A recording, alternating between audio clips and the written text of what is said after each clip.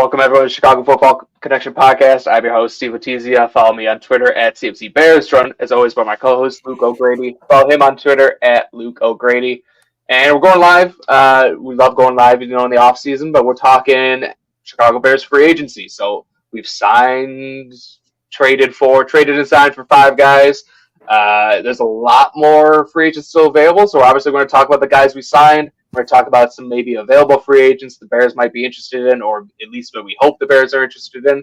And if there's time, we'll talk a little bit about some just, in general NFL fits that we like, some signings that we like for agents that are left out there. Because there's a lot going on, obviously. A lot of draft implications. I'm a big draft guy, but there's a lot of draft implications that maybe we'll get into with the Bears based on who they've signed, based on who they haven't signed. So a lot to talk about. Really excited.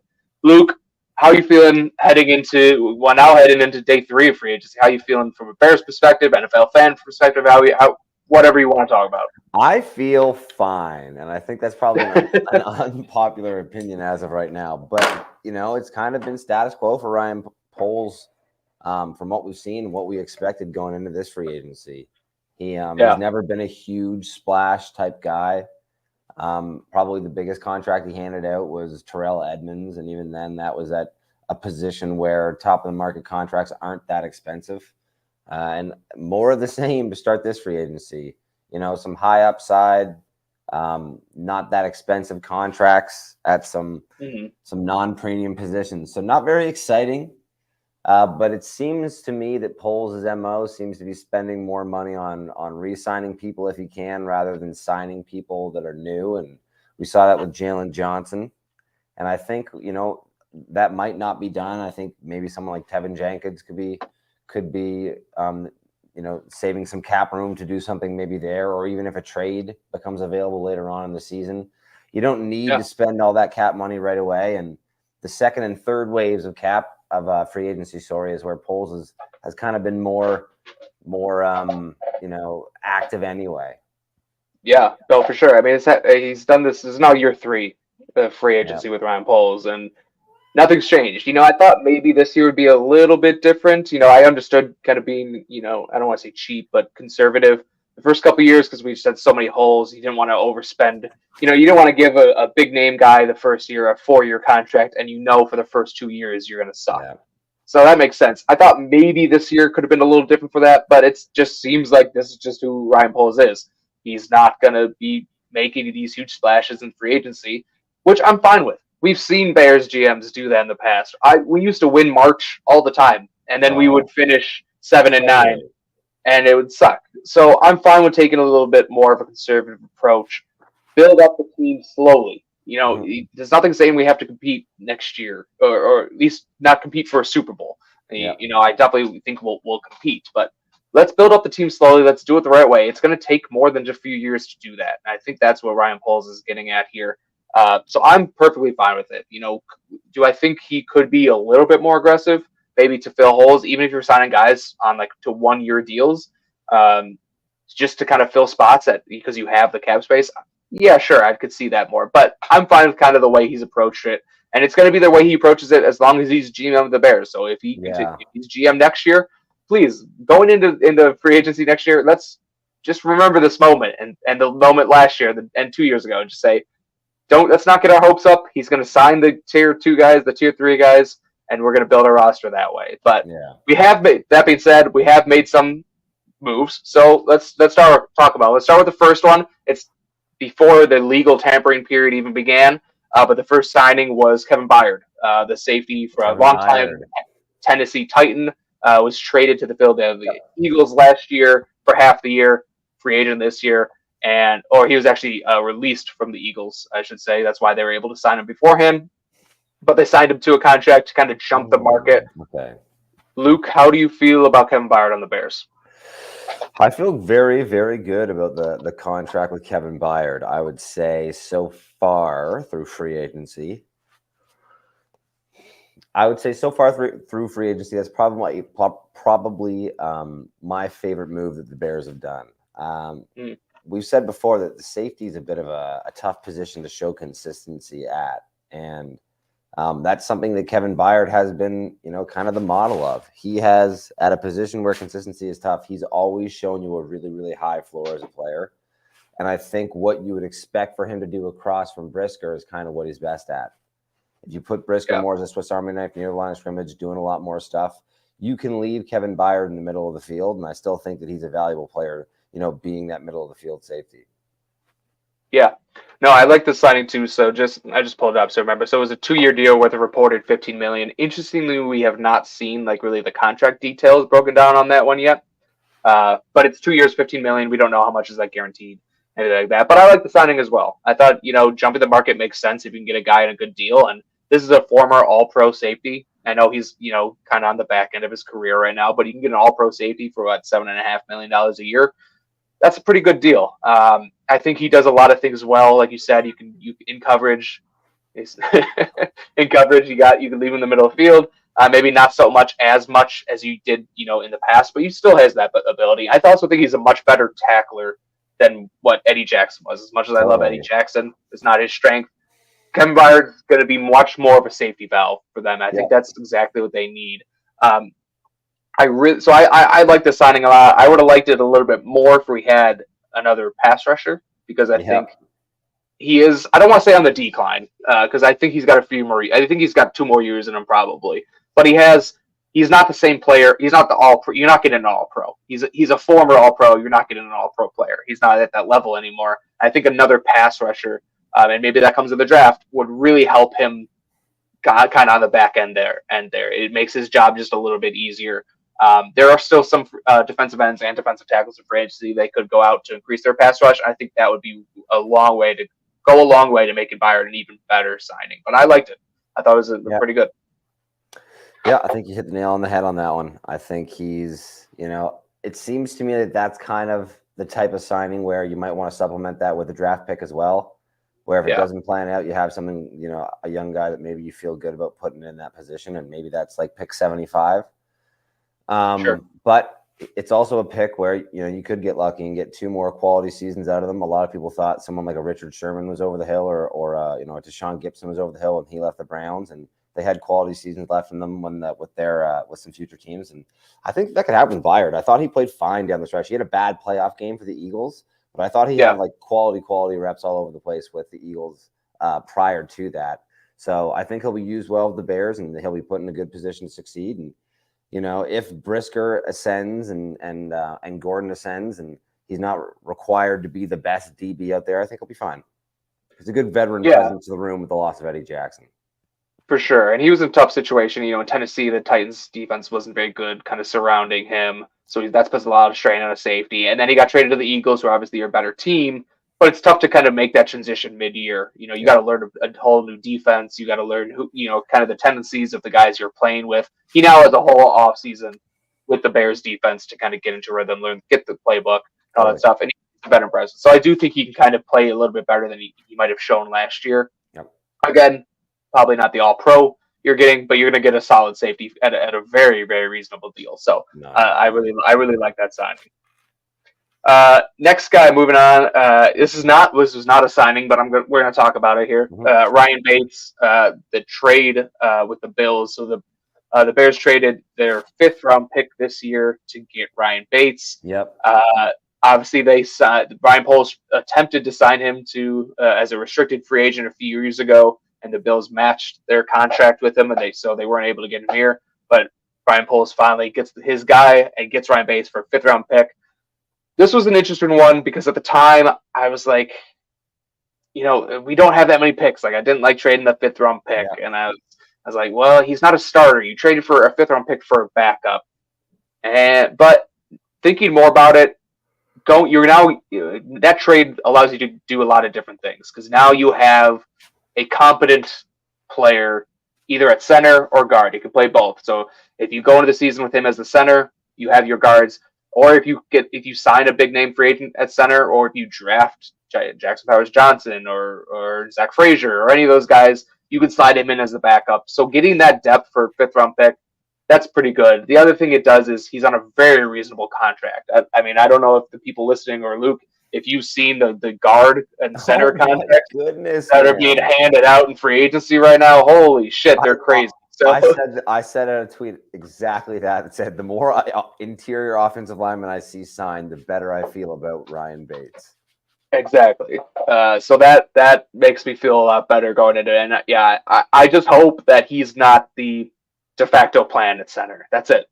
Like Yeah, I think if you, he kind of almost represents a similar situation to the Kevin Byard thing, where I yeah, think he doesn't feel like he's going to sink your ship, and the Bears are obviously really high on him. They tried to yeah, sign him away from Buffalo before, and Buffalo matched to keep him. Obviously, Buffalo's high on him as well.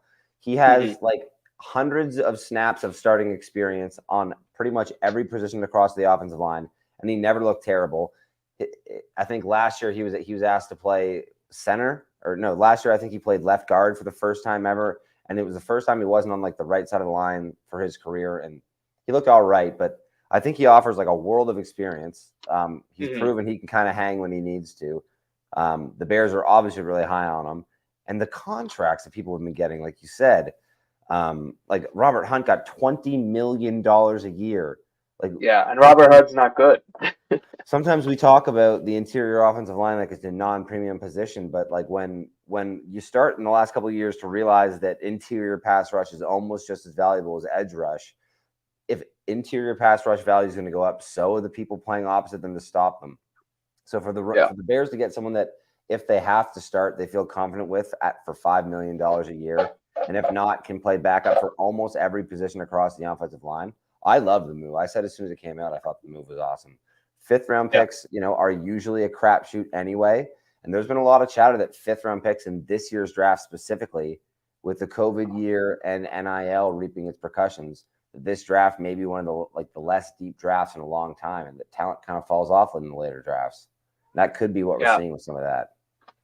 100%. I don't think the Bears make that trade if they had guys on day 3 that they really liked and they wanted to target. I think they evaluated the draft. At least the cursory evaluation. Nothing's set in stone yet, but like their first look at the draft was there's not a whole lot of talent after round 4. Yeah. Like we'd rather use this pick to get a veteran in here who can help us rather than a fifth round pick that we're not even really excited about. So I think that definitely played a big role into it. And it's not just the Bears that potentially made that observation. That's what pretty much all the national media guys are saying, is that it's just not a deep class. So I think that went into it. But yeah, to me, I think it's perfect. It gives you some flexibility.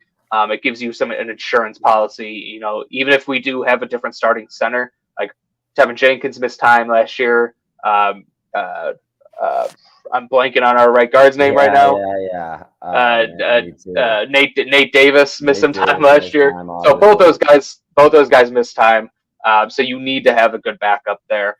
He has played tackle in the past. I don't know. I don't think he's going to play tackle, for the Bears, but unless there's something's gone horribly wrong. Yeah. But yeah, he could at least back up all through the interior offensive line spots. So I think that's another a good, not signing, but good move by Poles there. Yep. All right. Who else we So got? We went tight end. We added yep. ourselves a tight end to the room, which I think we talked about before. We thought was a pretty likely move for this free agency period, just being from a roster need point of view and the MO of what Poles likes to look for. And this is another move I'm fairly happy with. I think it's a high upside move on a guy that's got a lot of experience and kind of complements Cole Kmet really well. And that is one Gerald Everett, formerly San Diego Chargers, formerly Los Angeles Rams as well. So yeah, he went Rams, 1 year with the Seahawks, and then 2 years with the Chargers. Okay. Yeah, I like the pick. I think he kind of battles to stay healthy, but when he does play healthy, I think he's a good option. What is he, like 6'7", and he's a real good athlete. He's a little shorter. He's like 6'3", 250, but he's a good athlete. But yeah, and a really good receiving tight end. So you know what? I think he played with that other Chargers tight end. But yeah, the point remains. Really, really great experience. And helps fit what the Bears are likely going to want to do with Shane Waldron. He likes those 2 tight end sets, and in those sets, he likes having like a bit more of an inline and then a more of a slot tight end. And I think Kmet and Everett fit those roles nicely and gives you kind of a clear vision of how we're going to be using Everett going forward. Yeah, I think it's perfect. It's kind of a more high end player than Robert Tonyan. Last year Tonyan was brought in to be that number two kind of move receiving tight end. But I think Jared Everett is clearly a better player there, and they got another guy who's pretty reasonable the year. They believe it was 2 years, 12 million. So it's essentially a 1 year, $6 million deal because you can cut him after 1 year if you want to. But so not a bad contract. But yeah, I mean he's put up good numbers, decent numbers in the NFL just the last couple of years. 51 receptions, 411 yards. Not a great yards per reception, but a good volume there. 64 receptions for 664 yards, 5 TDs. 48 receptions, 480 yards, 4 TDs. Like he's put up some good numbers, and I think he also got the familiarity with Shane Waldron. So Shane Waldron was in LA under Sean McVay when Jared Everett was in LA. Then Shane Waldron went to go be the offensive coordinator at Seattle. Gerald Everett went to Seattle, and now Shane Waldron's with Chicago, and he brings Gerald Everett with him. So he's a guy who knows the offense, a guy who's going to be able to help out Cole Kmet, help out the other tight ends, help out all those guys on the offense kind of with the playbook. So that's I think is another big proponent of this. So that's good. You can't really be upset about a backup tight end on a reasonable contract. No, and it's crazy to say, but $6 million is a backup tight end type number these days. I mean, it's a little bit more than you'll pay for your backup tight end, especially when you're already paying Kmet some, but not a whole lot more. And like we said, Everett's a nice player. Yeah, I mean the cap went up $30 million. You just got yourself 5 Gerald Everetts. Yeah, when the cap goes up $30 million, backup prices go up. So $6 million kind of the going rate for a quality backup. Yeah. No, for sure. And you are seeing that, and I think it's kind of why I was saying that like Bates and now interior offensive linemen as a whole. Like I don't know if you can keep considering those positions to be less than premier positions. It sounds weird to say, but at the moment, it seems like tight end, safety, and running back kind of stand alone as those non-premium positions, and seem to be the ones that Poles has hit hard.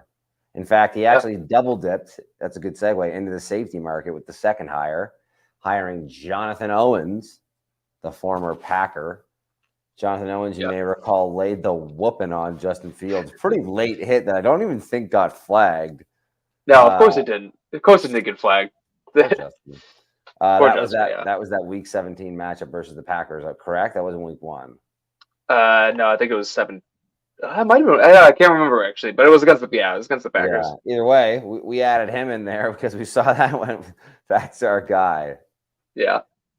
I mean, this is just really a depth move, which I think is good though, because you have Kevin Byard and you have Jaquan Brisker, but they really didn't have anyone besides that. I mean, Elijah Hicks was terrible last year.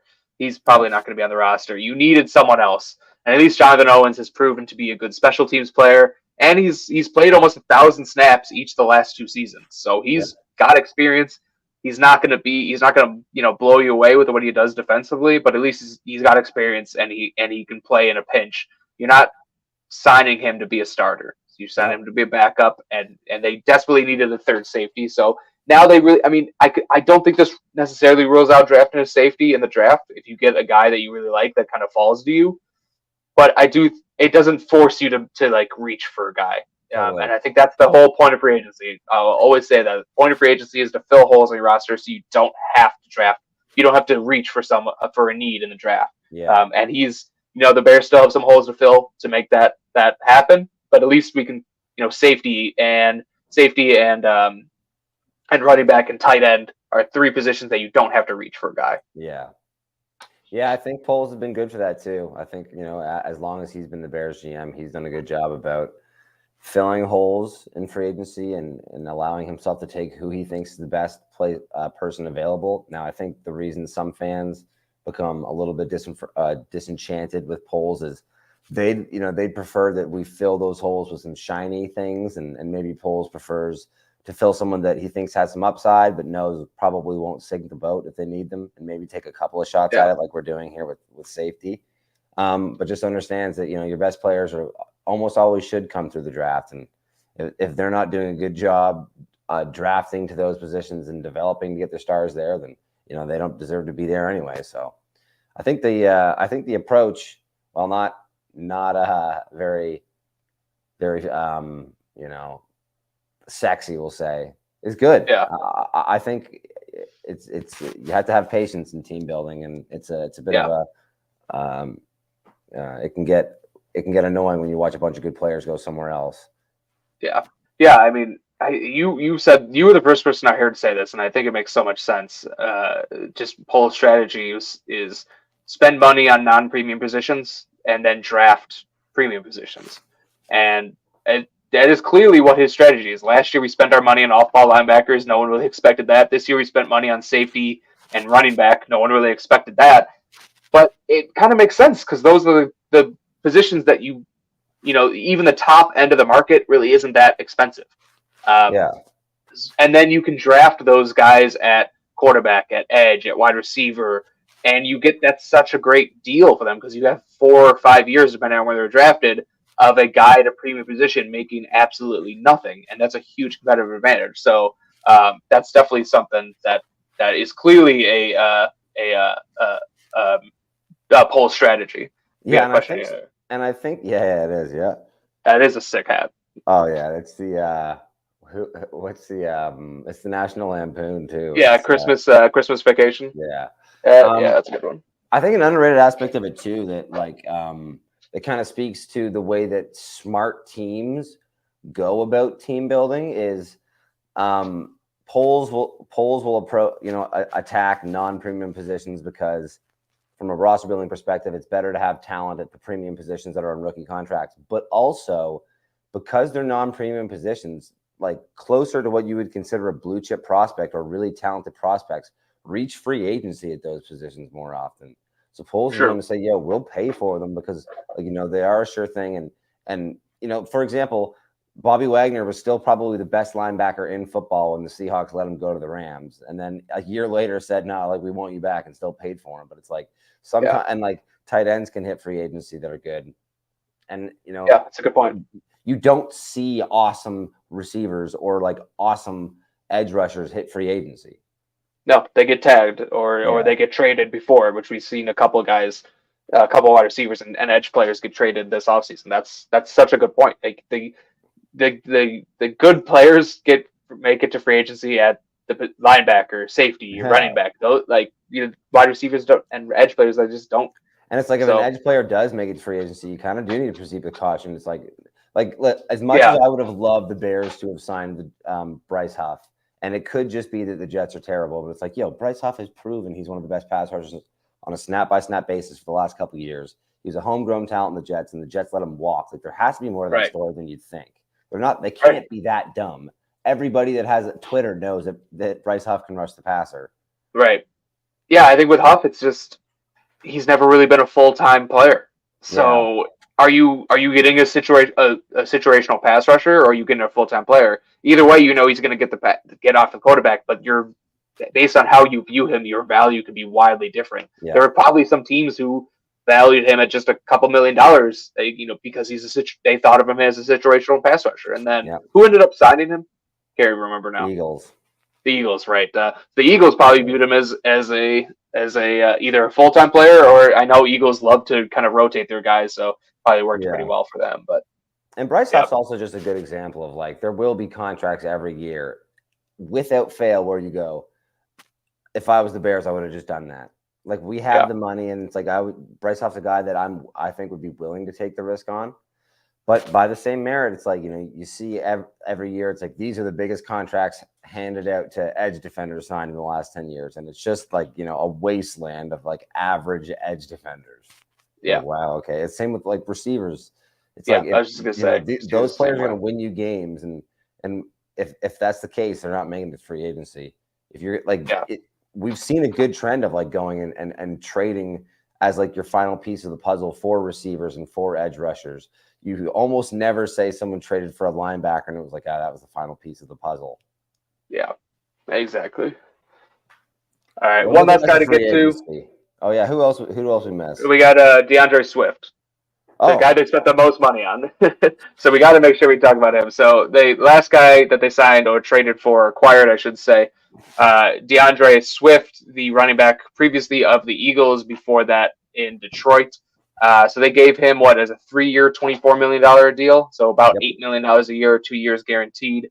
So DeAndre Swift comes in. I actually like this signing, especially when kind of before free agency, the rumor was that they were going to go after hard about Saquon Barkley, Josh Jacobs, pay top of the market, money for running back. And I never really liked paying running backs. So instead of paying I think, Saquon got close to like $15 million a year, 12, 13, 12, 13, whatever it was, $12, $13 million. You saved, about $4 or $5 million, got DeAndre Swift, who isn't as good as Saquon Barkley, but he's younger. He has less mileage on him. He has had a few injuries in his career, but he also provides, a lot as a pass catcher as well. And I know Saquon Barkley does as well. But to me, like Josh Jacobs doesn't provide a lot in terms of pass catching ability, where DeAndre Swift does. So I definitely preferred him over Jacobs. So I actually like the signing. I still don't love spending on running backs, but I think DeAndre Swift is a guy who's kind of on the upswing. I always loved him when he was in Detroit. Me too. I just thought he was so good, and the Detroit just didn't use him. Couldn't agree more. And so, now I think, you have him and Khalil Herbert. I think those guys are going to be pretty good 1-2 punch. And Swift, providing a little bit more receiving ability. So I liked it. Again, it's a running back, so it's hard to get super excited about giving them money. But overall, I thought it was a good deal. Yeah, it makes you wonder what the Bears think about Roschon Johnson, because I know they were so high on him, and it would have been an obvious role for him to step in and be that number 2 guy. Right. So this kind of feels like almost an indictment of him, but it also just could be, how Poles just likes to build out the running back room. But I think you hit the nail on the head. I think it's I love the player, hate the game kind of thing. I don't love giving $8 million to a running back per year. This kind of feels like how I felt about the Terrell Edmonds signing last year. I was like, this is just not what I want to pay a linebacker, but I think young ascending player that does what you want a linebacker to do right now.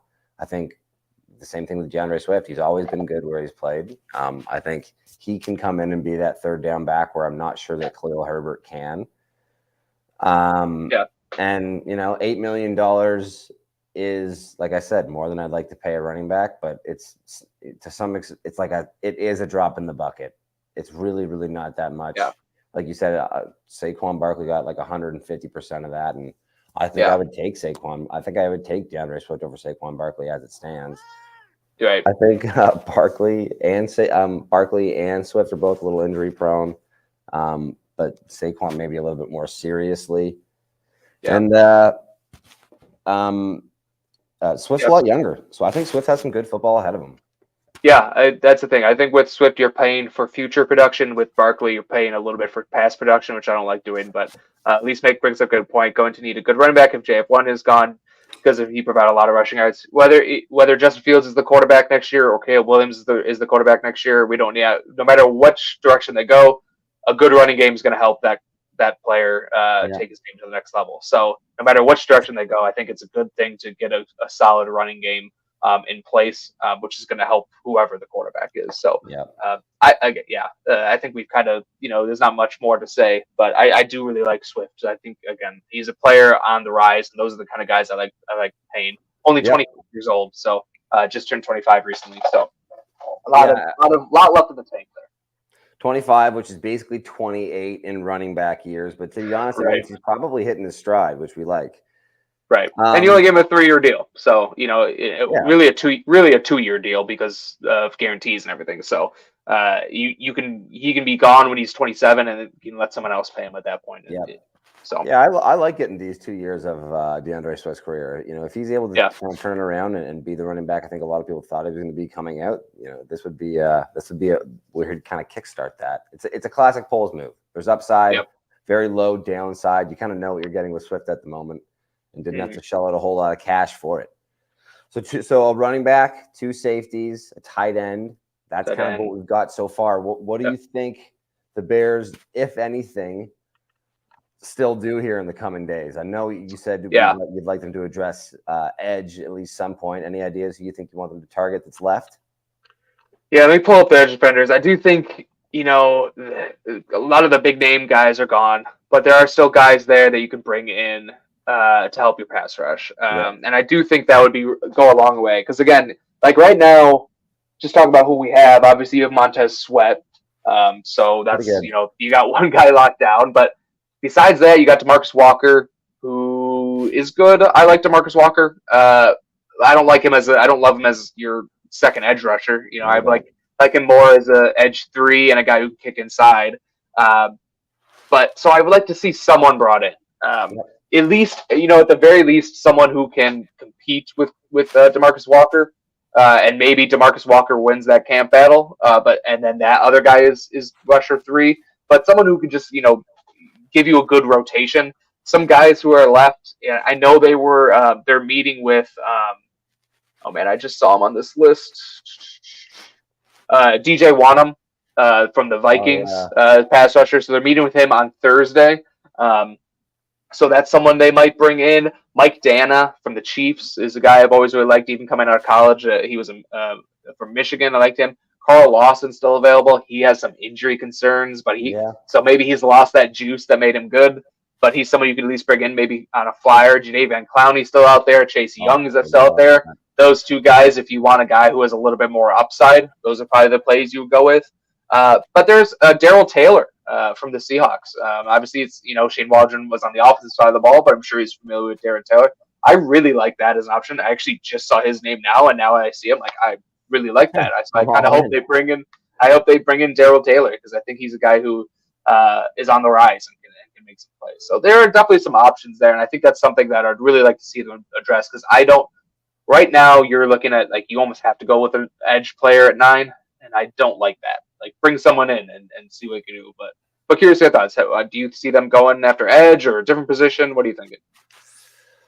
I think if you sign yourself an edge, it would put you in that position similar to what we talked about with the other ones, where you're not having to scramble for air if you don't get one in the draft. But by the same merit, we said the Bears have to add a pass rusher last year. And late, they added Yannick Ngakoue, but we didn't think they were going to add, leave the draft without one, and they didn't. So, I think sometimes you need to be surprised about some areas that polls will say, just for good roster management, we can't take swings to try and make everything perfect. And, maybe if he goes in and says we add a rookie, DeMarcus Walker and Montez Sweat being the edge rushing room, maybe that is what it is. I think Jadeveon Clowney is someone that if you had, 10, 15 million sitting around, I love the idea of those pass rushers for hire, especially with veterans, because it seems like one of those skills where, system aside, if you can kind of rush the passer and hold the edge, you can kind of go do that anywhere. And pass rushers seem to kind of age nicely. They get that old man strength and have a lot of good years left in the tank when they start to hit that stride. And I think Jadeveon Clowney, your Zadarius Smiths is they're Melvin Gordon, Justin Houston. Those guys are right there in that kind of wheelhouse. And any one of those, I think, would be a good addition for a good price to the room, where it's not just Montez Sweat having to kind of carry the load anytime it's full-on pass rushing situation. Yeah, I like the idea of Jadeveon Clowney too. I don't think it happens, but he's always just seems to be available every year this time of year, and he'll probably get signed in August next year for $10 million a year. But I mean, from a Bears standpoint, we know Eberflus likes those guys who can set the edge, guys who are good against the run, and Jadeveon Clowney is one of the best 100%. run defenders off the edge in football. So. And then also provides a lot more pass rush than some of these other guys on this list that we're talking about here. So that could potentially be something that's in play. Even if you do draft, I think all these guys, even if you did sign Jadeveon Clowney, let's say, I don't think that necessarily prevents you from taking an edge at 9. So even if there's a guy, even if let's say they love Dallas Turner, that they could sign Clowney and draft Dallas Turner, and then you would just have a really, really good rotation. Especially a guy like Dallas Turner, who I think, at first is going to be more of a situational guy. I think that actually makes a lot of sense. Yeah, I mean, I think if you're Ryan Poles, if you look at the 4 teams that made the AFC Championship game, other than maybe the Ravens, they all pretty much had stud pass rushers, and they all had good receivers, but made up of receivers that they basically drafted in the 4th and 5th rounds across the board. The Ravens have some first rounders that are playing like they were, 4th or 5th rounders playing up to their abilities. But I think Poles, I mean, he probably likes Montez Sweat, and he gave him the money, so maybe that would be the case. But I wouldn't be surprised if Poles if this year and next looks to like really make a splash at adding like another star edge. Yeah, for sure. And if they don't get an edge, they could also look at pass rushers on the interior. Eric Armstead's available. I think he's another guy who'd be a really good fit. Kind of fits that three technique that Eberflus wants for his defense. And I know Eric Armstead, played with DeForest Buckner in the past, and I think those are two guys who are very similar. And Eberflus obviously has connections to DeForest Buckner, so I think he can kind of fill that same role that Eberflus had with Buckner when he was with the Colts. So I think that's something that could potentially still be in play. I think the longer he's on the market, the more likely he gets maybe like a smaller deal than maybe expected. So maybe that's something they go with. But at least brings up another good point. Need another wide receiver. Obviously, that's probably another position that we need to probably address. Right now, who's our wide receiver 2? Is it Velus Jones, Tyler Scott? Like, that's not good enough.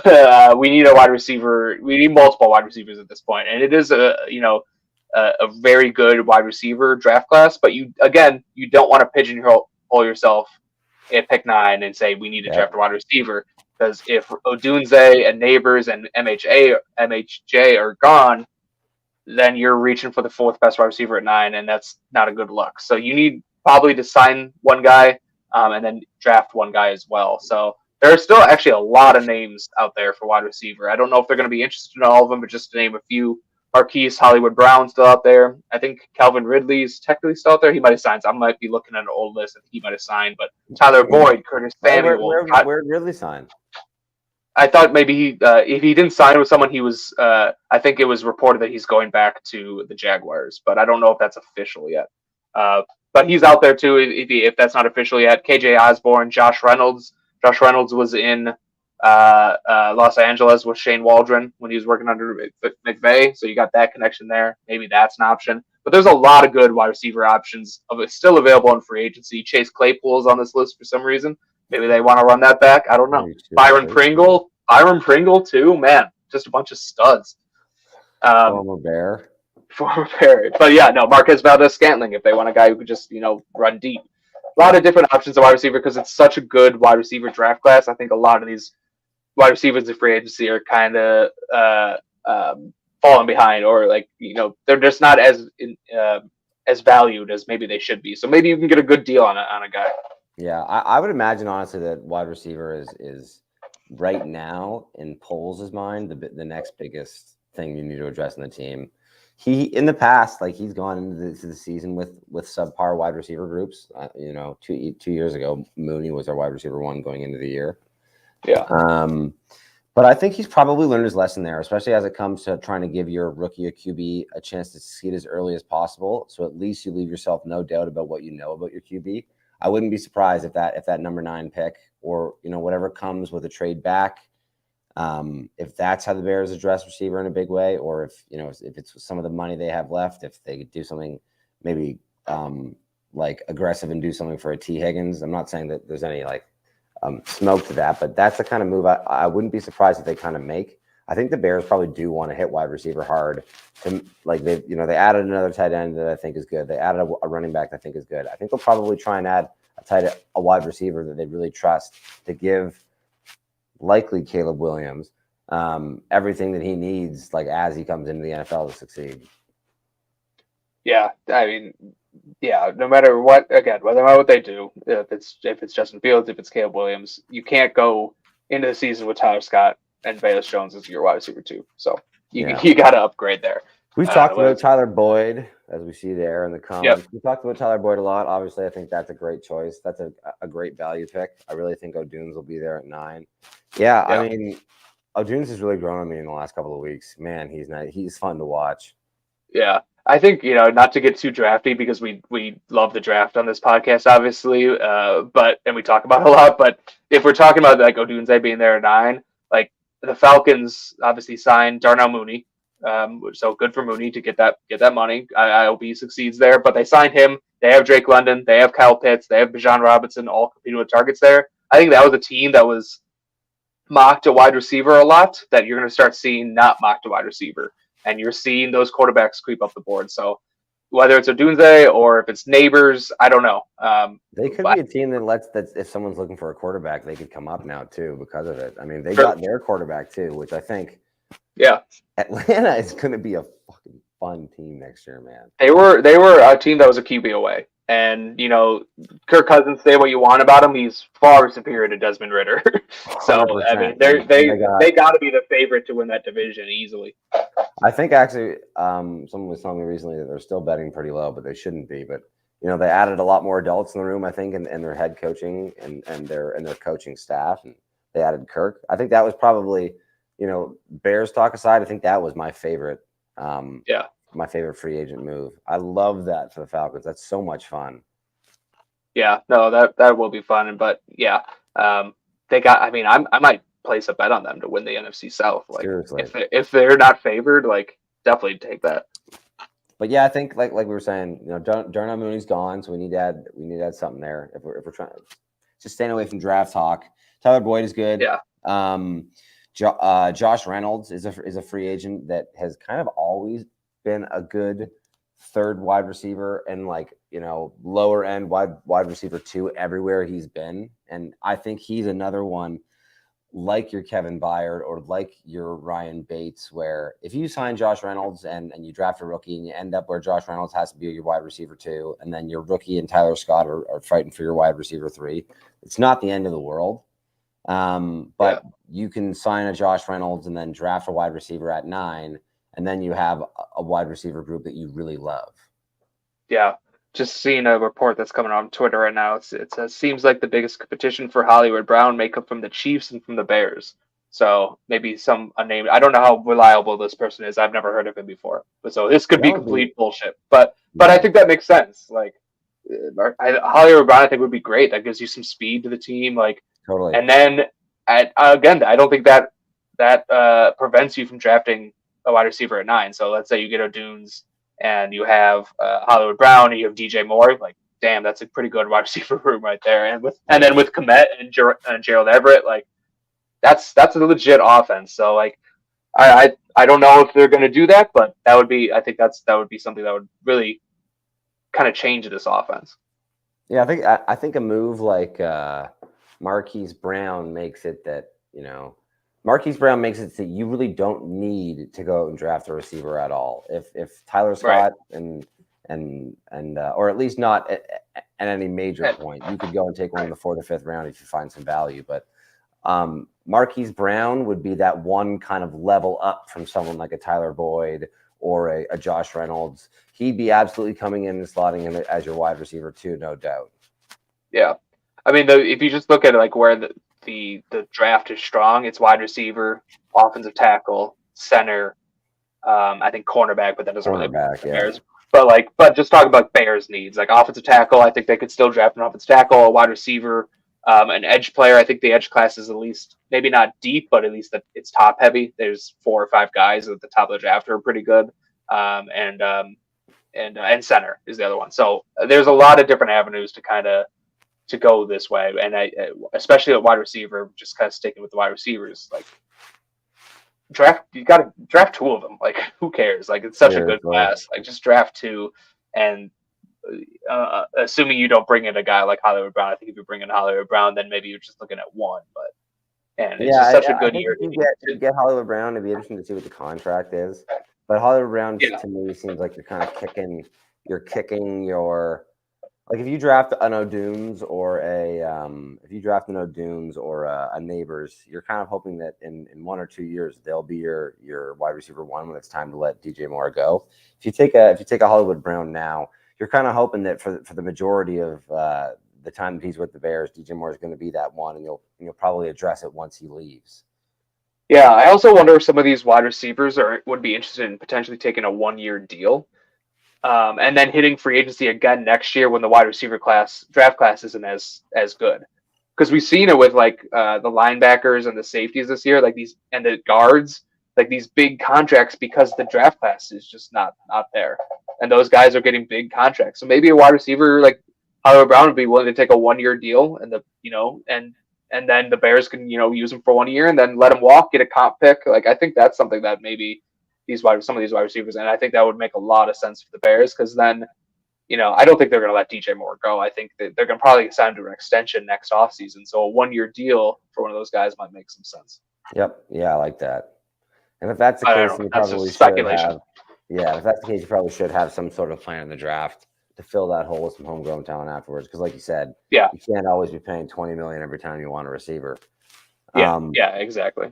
But I think left from this far into free agency, and there probably isn't going to be that many signings left. Like 4 signings so far is a fairly, 5 if you include the Bates. Is a fairly big haul, and it starts to give you a better idea of what the roster will look like next year. But left, I would say that maybe interior defensive line, maybe edge. Maybe interior defensive line, maybe interior offensive line. But edge rusher and wide receiver are the biggest needs, I would say, now for the rest of the offseason. For sure. All right. Do we want to talk just a little about like free agency in general? Some moves we like? Yeah, sure. All right. What moves do you like? Okay. Well, yeah, perfect. Well, I loved Gardner Minshew to Oakland. I think that if, depending on what goes on with Devontae Adams, I think that's a more talented team than people realize, and I think Gardner Minshew can be an NFL starting quarterback. I really do think so. I don't think that he kind of seems like maybe he's like a Tyrod Taylor or like even like a Sam Howell, where maybe he'll have some games where he sinks the ship for you, but he can have some games where he'll win you games too. And he's a gamer. So it sucks that it kind of took away a place that Fields might have gone. But I'm kind of high on Aiden O'Connell as well too. So I'd be interested to see what that quarterback battle looks like. How about you? Yeah, I think that was a good one too, because I do think Gardner Minshew's better than people give him credit for. He's not going to be a Super Bowl winning quarterback, but that'll be interesting. But one of the moves I really liked was the Giants trading for Brian Burns. Like I really like that. They got him for a 2nd-round pick, second and like a 5th. Like that's really nothing, and they gave him a big contract. But you got Brian Burns now with Dexter Lawrence and with Kayvon Thibodeau and Aziz Ojulari. I don't know if I'm pronouncing that right, but man, that's a really good pass rush, and that's going to win the Giants some games next year. So I really like that move. What I liked but also hated was the Packers signing Xavier McKinney, because I really wanted the Bears to sign Xavier McKinney. So that one kind of hurt, but it evens out with the Packers signing Josh Jacobs, and releasing Aaron Jones, which I thought was a terrible move. So that kind of evens out there. I think that's an even trade for us. Yeah, I loved that. I loved seeing Aaron Jones go, and I hated seeing him go back to Minnesota. Aaron Jones is awesome. Right. He's actually just awesome. So good. Love seeing. I don't think the same, to be honest, with Josh Jacobs, and I love that the Packers made that change. But I didn't love seeing Xavier McKinney go there. I did love that Xavier McKinney got himself a bag. He got some money. Yeah, it was a big contract. Yeah. So that I guess that is kind of what you had to do if you wanted to get him. So I'm glad the Packers were the people having to shell that out, I suppose. I thought Russell Wilson taking vet minimum was so badass. I'm so excited to see the Steelers this year, man. Yeah, I think Russell Wilson gets a bad rap. Like, I think he's still got something left in the tank. I know he didn't play well in Denver, but I think he'll. The other day, I don't know if he actually played nearly as bad as people thought. I had a couple of players on Denver in fantasy, so I actually watched a psycho amount of Denver football this year. And honestly, he really didn't play terrible football. He didn't put the ball in harm's way very much, and he made some miraculous plays with what looked like not a lot with him, like not a lot going on for him. Yeah, I think that's going to be a good. I mean, it's better than Kenny Pickett. Fully. And when was the last time that you actually gave Mike Tomlin a good quarterback, like a good quarterback? Yeah, I know Ben Roethlisberger. Yeah, totally. So I thought that was a good move. I thought the Bengals with Zach Moss was an awesome move. I thought whoever got Zach Moss in this free agency was getting themselves a real winner. Yeah, and honestly, I've never been a Joe Milton fan. I never thought. Mixon. Yeah, totally. Joe Mixon. Yeah. I've never thought he's been like a game-changing running back. I always thought he was just if you're talking from like a fantasy football output, which I know is not great, but he was just a volume guy. Like, they used him a lot, but he was not. And he was given a lot of carries and a lot of receptions, but he really wasn't doing a ton with it. So I think they actually upgraded at running back. So I like that move from the Bengals the Texans trading a pick for Joe Mixon is crazy talk. Yeah, no, yeah, I agree. That I was loved bad. I liked almost everything that the Patriots did. I like that they signed Jacoby Brissett, and I like that they Mm, signed Antonio Gibson. I think. Oh, they yeah, I agree. re-signed Michael Onwenu, and they re-signed Josh Uch. I think if they go out, Yeah, man, and they draft Jaden Daniels and they trade for T Higgins, man, like that, you could have some fun with in New England. You could like that team could turn around and have a lot of high hopes pretty quickly. yeah, for sure. I think that I still will say this. I think this is a perfect fit. If I were the Patriots, because I do like what they did, I would trade back for Hall and trade for Justin Fields because I think Like, that would, and then because you're at this point you're trading. You know, I think what the Bears are going to get is a day 3 pick, so you're not trading much capital there.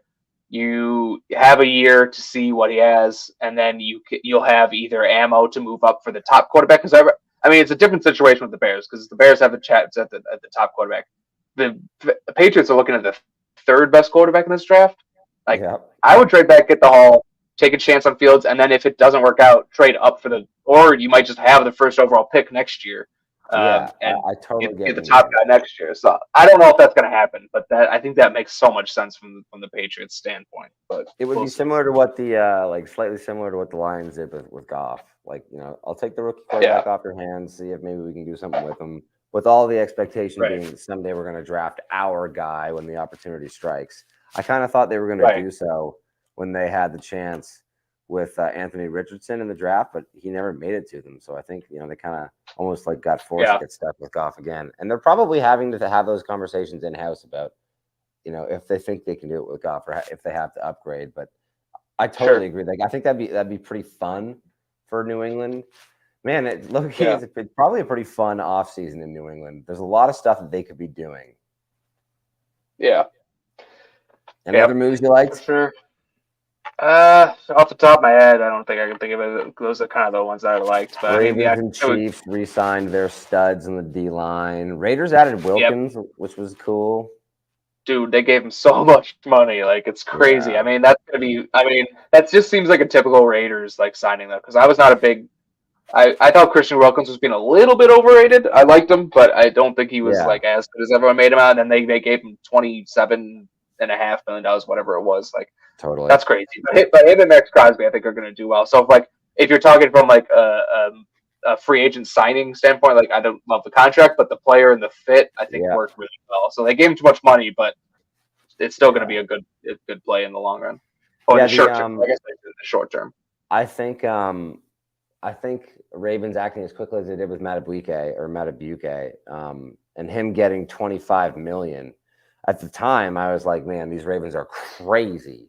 And Yeah, I think looking back on it now, it was just obvious that, as you can imagine, the Ravens had a better understanding of how this market was going to play out and what the new normal was going to look like at that position. And yeah, someone they like as much as they did with Matabuke is that like that kind of player is now just a $25 million player. yeah, yeah. Um, One other contract that I actually really liked, I forgot. Patrick Queen signed with the Steelers.